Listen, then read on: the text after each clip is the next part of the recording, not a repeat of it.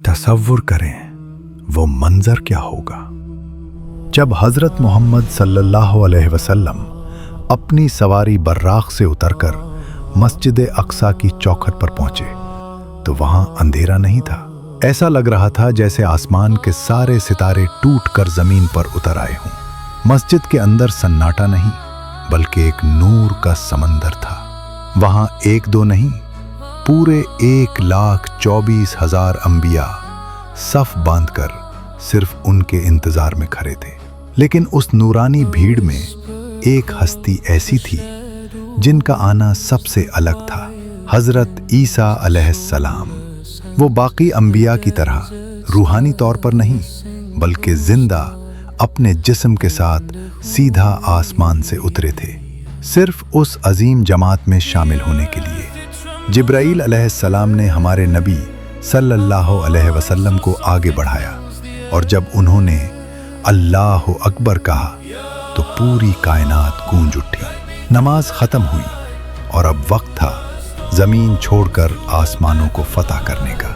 हजरत ईसा अलैहिस्सलाम वापस अपने मकाम पर यानी दूसरे आसमान पर चले गए और नबी सल्लल्लाहु अलैहि वसल्लम का सफरे मेराज शुरू हुआ।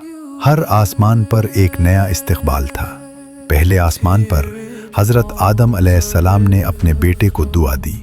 दूसरे आसमान पर वही चेहरा दोबारा मिला। हजरत ईसा अलैहिस्सलाम वहां पहुंच चुके थे और हजरत याहिया अलैहिस्सलाम के साथ मुस्कुरा रहे थे।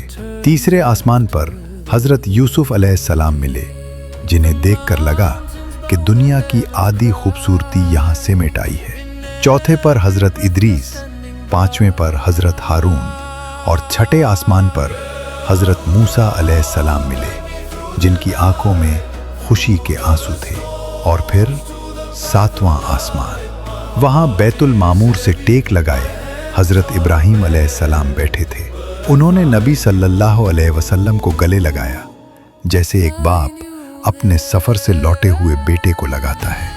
तो दोस्तों, ये सफर सिर्फ जमीन से आसमान तक का फासला तय करना नहीं था, ये साबित करना था कि नबूवत का जो नूर आदम अलैहिस्सलाम से शुरू हुआ वो मोहम्मद सल्लल्लाहु अलैहि वसल्लम पर आकर मुकम्मल हुआ। जमीन पर इमामत और आसमानों पर मेहमानी। उस रात अल्लाह ने पूरी कायनात को बता दिया कि सारे अंबिया अपनी जगह अजीम हैं, लेकिन इमामुल अंबिया सिर्फ एक हैं।